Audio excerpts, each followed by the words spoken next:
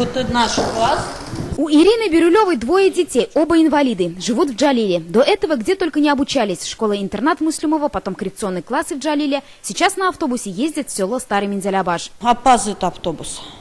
Или поздно приезжает, или опаздывает. У меня ребенок стоит на улице. 5 классов на базе общеобразовательной школы открыли прошлой осенью. 24 ребенка теперь учатся по специальной программе. На ремонт коррекционных классов из бюджета района выделили 400 тысяч рублей, отремонтировали входную группу, класс технологий, сделали 2 туалета. Но родители говорят, для особенных детей должны быть более комфортные условия. Не хватает и учебников. Мы вместе с учителями едем в другие районы и договоримся с ними.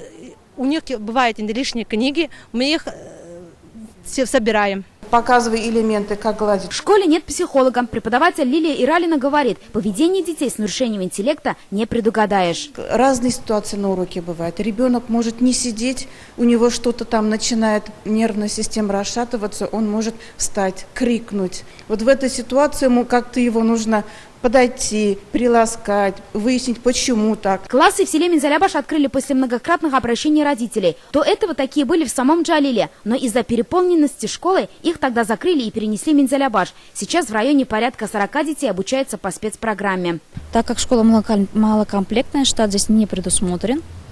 Если бы была большая федеральная школа, то, естественно, штат был бы. О проблеме в районе знают. С этого года расширили штат Сармановского психолого-педагогического центра. В этом учебном году у нас работало 3,5, то есть сотрудников на 3,5 штата.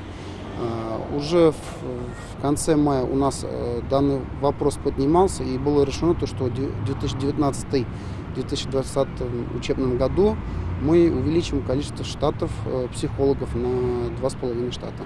Если количество обучающихся в таких классах будет больше 70, тогда в районе может появиться и спецшкола.